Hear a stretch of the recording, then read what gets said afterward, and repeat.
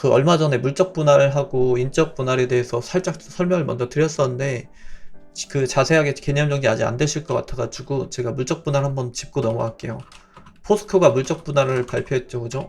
발표했다고 봐야 되겠죠. 뭐 아직은 이제 연기금이라든지 조금 그 변동 사항이 생길 만한 그런 가능성이 남아있긴 하지만 제가 봤을 땐 그렇게 크지 않다고 보거든요. 그래서 자, 물적 분할 발표하고 나서 포스코 주가가 많이 하락을 했죠. 그래서 물적 분할이 뭐길래 이렇게 주가를 누르는가에 대해서 초등학교 한 2학년 수준으로 제가 설명을 드릴게요. 자, 이작가 분식이라는 분식집이 있다고 칠게요. 그래서 여기서 제가 뭐 많이 팔 거 아니에요. 떡볶이도 팔고 뭐 튀김도 팔고 김밥도 팔고 오뎅도 팔고 어묵이죠. 어묵도 팔고 뭐 쿨피스도 팔고 막 이렇다고 볼게요. 근데 장사가 잘 안 됐어요, 별로. 그래서 너무 고민이 많았어요. 그러다가 어느 날 제가 갑자기 여기서 갑자기 홈런볼을 팔아요. 홈런볼을 같이 팔기 시작합니다. 근데 갑자기 말도 안 되게 잘 팔렸어요. 홈런볼하고 떡볶이랑 먹으니까 그렇게 조합이 좋더라 하면서 입소문이 난 거예요. 그래서 야, 떡볶이는 무조건 이작가 분식이지. 이래서 저희 떡볶이 가게가 되게 잘 됐어요. 그래서 여러분들한테 제가 투자를 받았어요. 투자하세요. 상장합니다. 이런 식으로. 그죠? 그래서 상장을 결국 했어요. 주식회사 이작가 분식이 된 거예요, 이제. 그래서 저희가 그 코스닥 시장에 상장을 했습니다. 그래서 막 한참 주가도 좋고 흐름도 좋고 잘 나갔어요. 보통 상장을 해서 그 코스닥 시장에 이제 들어오면 투자를 받잖아요. 그죠? 그 IPO 공모를 통해서 기관 투자자들한테 증권가들한테 투자도 받고 그리고 또 새로운 신규 그 주주분들한테도 주식으로서 이제 투자를 받잖아요. 그럼 우리의 몸집이 커지죠. 우리 분식집이 커진단 말이에요. 그죠? 왜 커지죠? 우리 분식집이 앞으로 더 잘 될 것이다 라는 기대감에 베팅하는 거잖아요. 새로운 사람들이. 그죠? 이건 끝났다. 이건 떡볶이와 홈런볼은 이건 도저히 따라갈 수가 없는 조합이다 해가지고 뭐 이제 막 그렇게 사람들이 대기업이 될 것이다 라고 판단을 한 거잖아요. 그죠? 그렇게 해서 돈이 들어왔어요. 자, 그럼 여기서 하나 짚고 넘어갈게요. 이작가 다 쓰러져 가던 이작가 분식이 잘 된 데는 어떤 영향이 제일 컸죠? 얘죠. 그죠? 홈런볼이었죠, 결국은. 그죠? 홈런볼인데 그러면 우리 이작가 분식에 투자한 기관이라든지 신규 그 주주분들이라든지 기존 주주분들은 어디에 투자한 겁니까? 홈런볼의 미래 가치에 대해서 투자한 거죠. 조만간 저거 삼성 홈플러스로 들어가겠구만. 조만간 뭐 이마트 점령하겠구만. 뭐라고 월마트까지 나간다고? 미국 시장 진출한다고? 뭐 다이소에도 들어간다고? 이런 식이죠. 그죠? 그래서 뭐 이케아? 뭐 가구와 홈런볼의 콜라보레이션이라고?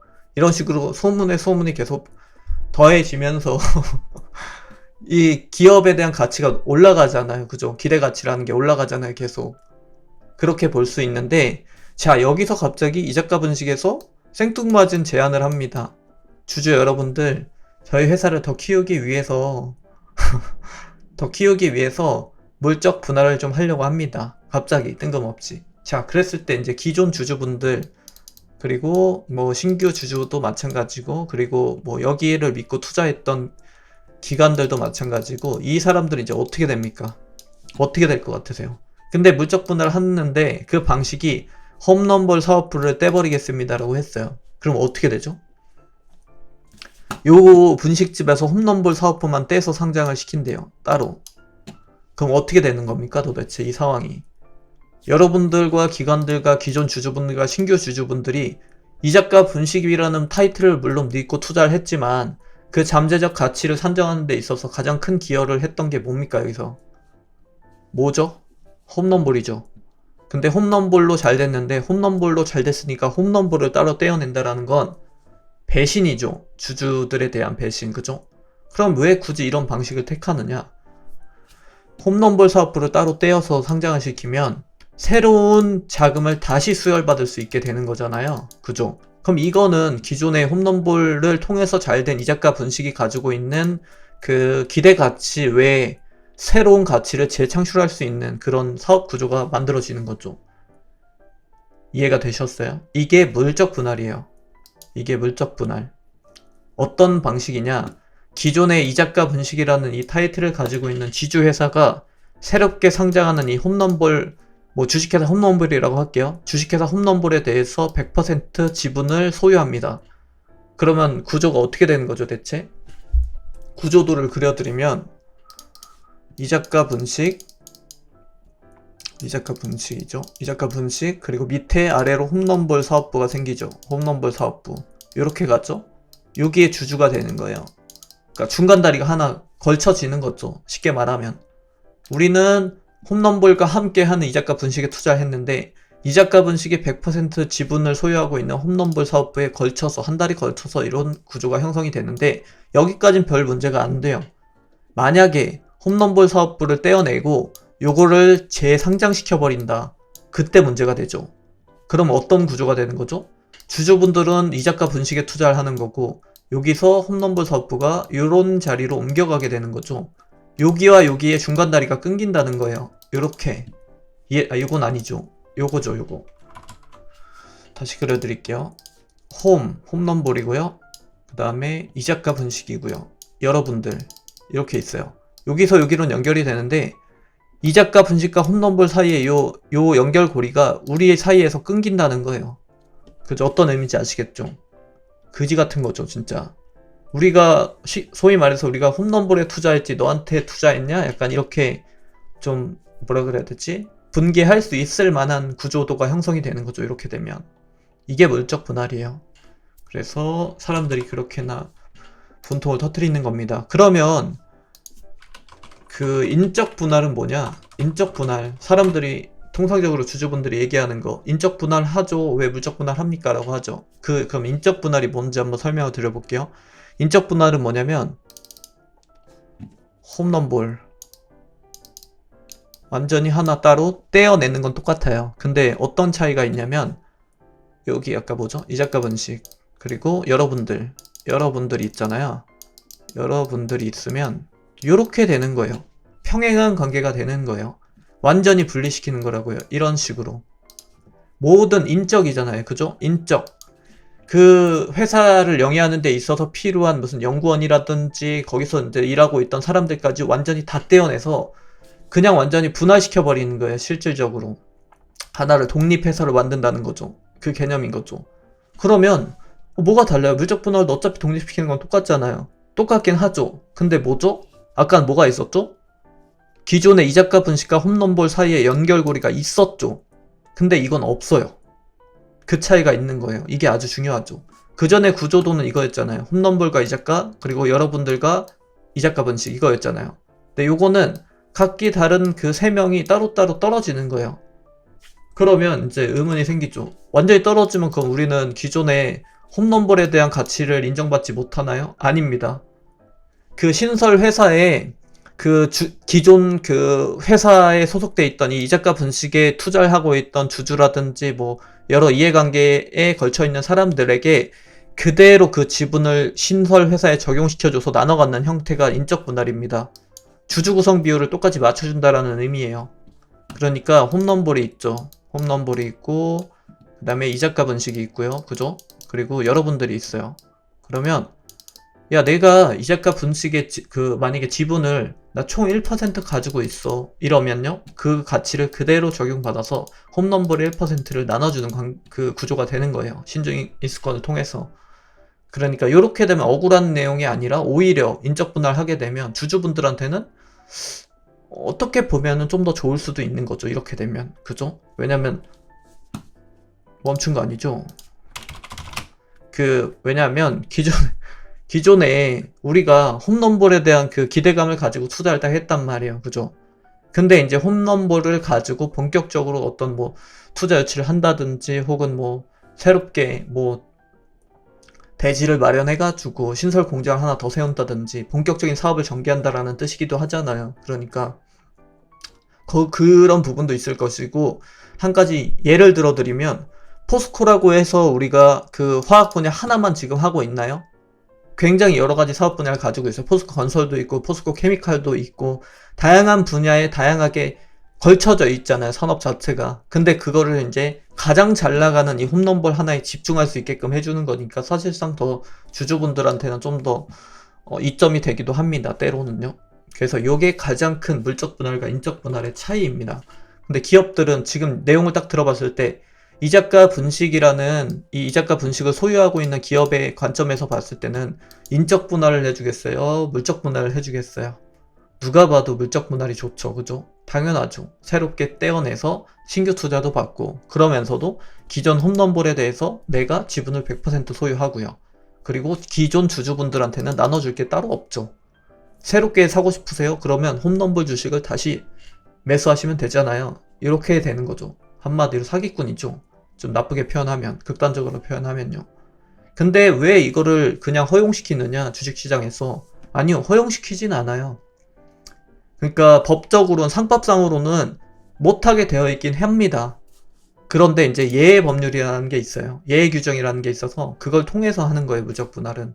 근데 우리나라의 대부분의 대기업들은 다 물적 분할을 주로 사용하죠. 뭐 여러 가지 그 이유들이 있어요. 그 뭐 지분 소유 문제도 있을 것이고, 그리고 경영권 승계 같은 과정을 통해서도 나올 수 있고, 그리고 아까 말씀드렸던 홈런볼 사업부로 인해서 신규 투자를 유치할 수 있다라는 그런 이점도 있기 때문에 기업의 입장에서는 물적 분할 방식을 선호하는 편이고, 선진국에서는 보통 물적 분할을 허용하지 않습니다. 물적 분할을 허용하더라도 우리나라처럼 모회사와 자회사, 이자가 분식과 홈런볼이 동시에 상장하는 건 허용하지 않고 있어요. 대부분의 선진국들은.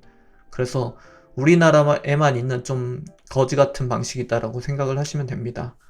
그래서 보통은 물적 분할을 발표한다라는 거는 좋은 소식은 아닙니다. 웬만하면 그렇게 생각을 하시면 돼요. 아주 예외적인 경우가 있기는 있어요. 가령 예를 들어서 이렇게 생각해 봅시다. 이자가 분식이 있는데 우리 회사는 내가 좀만 더 돈이 많았으면, 제가 좀만 더 돈이 많았으면 전 세계를 그냥 호령할 수 있는 그런 그 초대형 기업이 될 수도 있었어요. 애플과의 콜라보레이션까지 갈 수 있었던 기업이라고요. 근데 제가 창업 자금이 처음부터 애초부터 부족하다 보니까 아이템은 너무 좋은데 돈이 없는 거예요. 이런 경우. 그래서 우리는 애플과 견줄 수 있을 정도의 시가총액을 갈 수 있는 기업인데도 불구하고 돈이 없어서 못 가고 있는 환경이에요. 그랬을 때 이 기업을 뭐 인적 분할이든 물적 분할이든 어느 형태로든 빠르게 상장을 시켜가지고 자금을 끌어들인다. 그랬을 때 그런 경우를 한번 상정해 봅시다. 홈런볼 사업이 더 잘 됐어요. 미쳤어요, 갑자기. 뭐 스웨덴, 노르웨이, 북유럽 진출하고 아프리카까지 진출하고 남미, 뭐 유럽까지 전 세계적으로 다양하게 진출을 했어요. 완전 초대형 기업이 됐어요. 근데 우리들은 어쨌든 이자가 분식이라는 지주회사에 투자를 하긴 했지만 어쨌든 자회사가 잘 나가면 지주회사도 영향을 당연히 받죠. 그죠? 물론 직접적인 영향을 다 받지 못하겠지만 일부라도 반영을 받는다고요. 이 몸집 자체가 커지니까. 그렇게 됐을 때는 괜찮죠. 이런 환경이라면. 그러니까 이게 반드시 필요하고, 그 기본적으로 그러니까 명분이 확실하고, 근데 그 명분과 더불어서 결과물도 거의 눈에 보여질 정도로 확연하게 그런 기대 가치가 딱 보여지는 그런 상황이라고 한다면 괜찮죠. 그런 경우는 괜찮은데 그런 경우가 흔치는 않죠 또. 그래서 문제가 되는 경우가 더 많은 거죠. 이렇게 이해하시면 돼요. 무조건적으로 나쁜 건 또 아닌데 나쁜 경우가 대다수다라고 생각하시면 되겠죠. 보통은 물적 분할이든 인적 분할이든, 분할은 대기업에서 많이 나옵니다. 대기업에서 떼어내서 뭔가를 이점을 취할 수 있을 만한 구조를 가지고 있는 그런 기업들에서 많이 나오는 편이죠. 그렇게 생각을 하시면 됩니다. 그래서 차이는 아시겠죠, 이제? 그래서 인적 분할을 누가 했었느냐? SK텔레콤에서 했었죠. 대표적인 사례라고 볼 수 있죠. 통신 분야하고 그다음에 투자 전문 분야, 이렇게 두 파트로 옛날에 인적 분할 했었잖아요. 그래서 잘했죠. 그리고 태영건설이 있었어요. 태영건설은 건설 부분 하고 SBS 맞나? 미디어 쪽으로도 원래 같이 하고 있었잖아요. 그래서 TI 홀딩스라는 신규 법인을 통해 가지고 이제 미디어하고 지주사 형태가 되고, 그리고 건설 부분만 따로 떼어내버렸죠. 요런 이제 형태가 인적 분할이고, 성공적으로 했던 인적 분할이고, 물적 분할 같은 경우는 너무 많죠. 요즘에도 너무 많죠. LG화학, SK이노베이션, 뭐 포스코, 그다음에 CJ제일제당도 지금 건강사업도 얘기가 슬슬 나오고 있죠. 그래서 이건 좀 지울까요, 이제? 이해가 좀 되셨어요? 여기 더 어려운 부분 없으시죠, 여러분? 지금 내용에서 어려운 건 없으시죠? 이해가 좀 잘 안 된다, 이런 거 있으세요? 이해가 난 잘 안 되는데요 하는 게 있나요? 다 이해되셨죠? LG화학은 그 기존에 이제 배터리 사업부를 떼어냈죠. LG화학 같은 경우도 이제 여기도 재밌는데 석유화학이라든지 뭐 다음 또 뭐 있을까? ESS라든지 그 다음에 배터리 막 이렇게 딱 있다고 봤을 때 비슷한 거죠. 여기가